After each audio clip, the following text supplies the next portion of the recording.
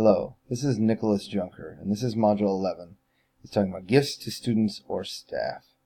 And there are two types of gifts that are given to students. One is fundraising incentives, dealing with students who will sell products for a specific task or something that they want to go to, such as a field trip, or for sports shirts or something of that nature, or special achievement gifts like academic, athletic, or other scholarly things. Fundraising incentive gifts fit into a variety and have a variety of parameters. Only students who participated in the fundraising should be able and will be able to receive a fundraising incentive. It doesn't really make a whole lot of sense for people who did not get involved in the fundraiser to receive the fundraiser. Case in point, there was a Boy Scout who was selling popcorn, and he was going to be able to receive an incentive for selling a larger amount of popcorn. And I think that was specific to his troop, but that fits the same ideas as the school does. Prizes must fit the student's maturity level and be of low cost.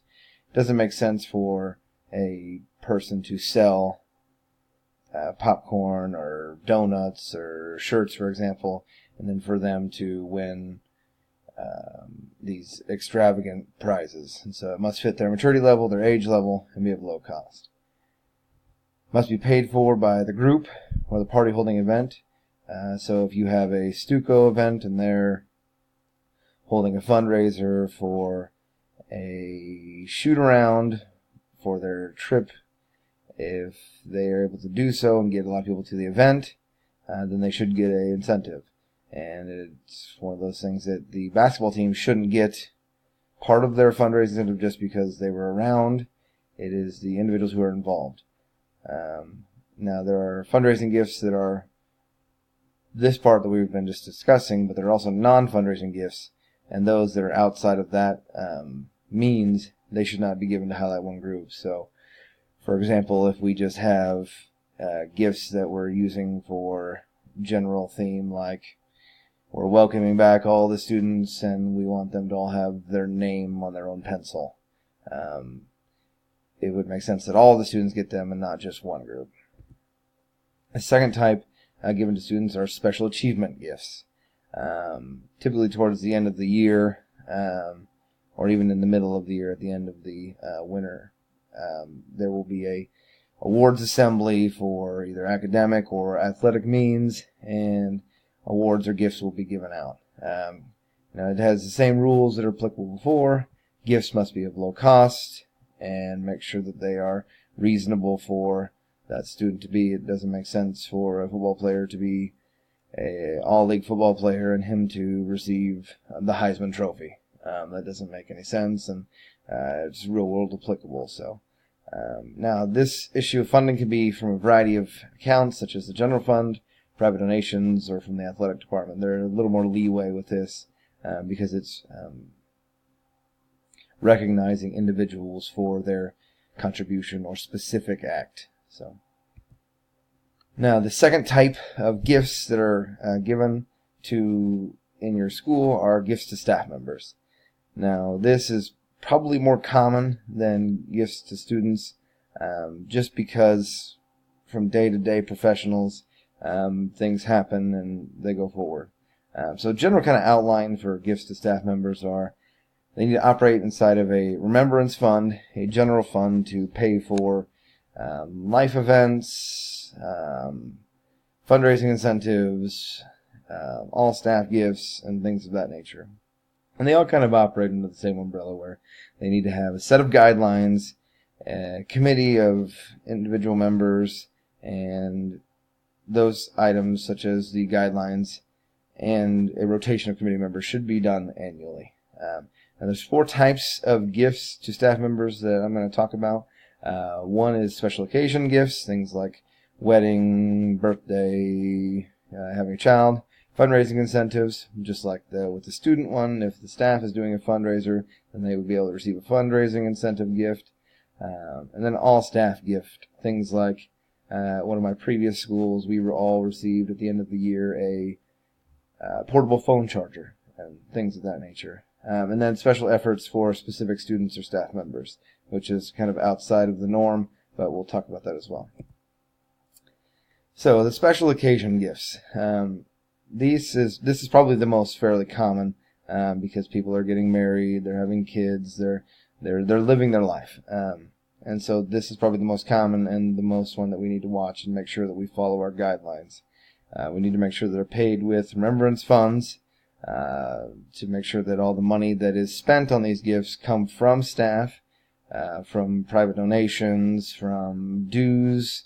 At my previous school at Topeka Seaman, we paid dues for these type of items. At my school before Larned, we all just pitched in for private things. So it can be however it needs to be, but it's one of those things where it needs to be managed by a committee, not just by an individual person. If it's managed by an individual person, you can have a tendency to either get an issue where you don't have equitable treatment with the gifts, or you may have opened yourself up for fraud. And as always, with all gifts inside the school setting especially, they need to be reasonably priced. Second type of gift that you could receive as a staff member would be a fundraising incentive gift. Now this echoes the same sentiment as the student fundraising incentive gift, as if they achieve a sort of goal, or if they're the highest seller or something of that nature, they need to make sure that they're able to continue that, and so you might reward them with an incentive gift. Now, the gift out of this situation will be paid out of the portion of the profit, so a percentage, and so that way they make sure that they don't use any of the information or the profits that were made outside of that realm, so it needs to be reasonable, and it probably needs to cost less than 5% of the profit, typically to make sure that the fundraiser was worthwhile. The third section is all staff gifts, like I prefaced before about my time at Larned, where all staff was given a small portable charger. It kind of fits the same general scope. It must be small in cost. Money should come from the staff fundraise money or from private organizations. It fits the same as the student organization. If they raise the money, then they should be able to get the money. And you could also use general funds for this, but only on a very limited basis. This can be tricky at times because it's one of those things where you wish to help out your teachers and your faculty to make sure that they have what they need. But it's important to make sure that we have limits on this. General funds typically need to benefit all people, students, stakeholders, and staff, and so it's typically not a good idea to use it just for staff. It can sometimes give the public a bad vantage point of the school. And as always, you never give anything cash or cash-like, because that can be classified as taxable income, and the IRS will come get you for that, and that's something that's not a good thing, because you'll pay a higher tax bill.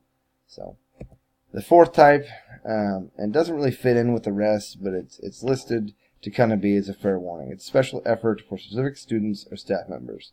Now, we always have catastrophes and tragedies in our lives. Those things can strike at any time, and it is important as a school to be able to support your staff and support your students in a way that can be positive.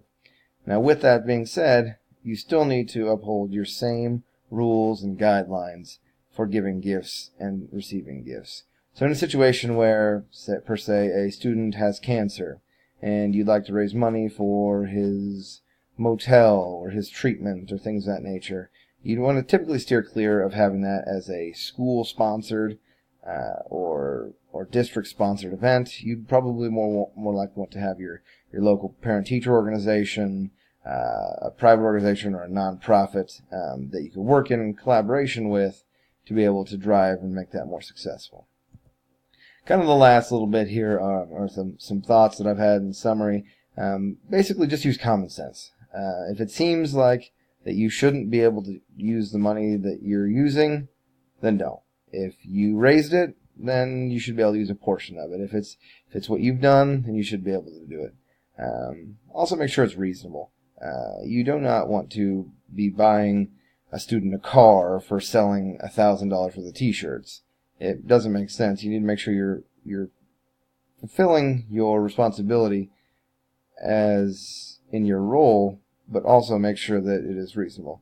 Also make it tangible. It's very frowned upon to do the cash thing, as I mentioned before. You could classify that as taxable income, and so it's one of those things to make sure it's a tangible something give, like I mentioned with my Larned issue. Also, community-based with a set of guidelines is important because, like we've learned in our past and previous lessons, that it is vital for there to be internal controls and safeguards, so that way we have a positive environment going forward. And also the last thing is your brains, and don't let emotion get involved. I think it's so important to understand that there are times in life where we think somebody just deserves something great and did a really good job, but at the same time you need to understand that you are in the scope of the public eye, and you need to positively and make sure that you are doing what's best for your school, your students, and your staff overall.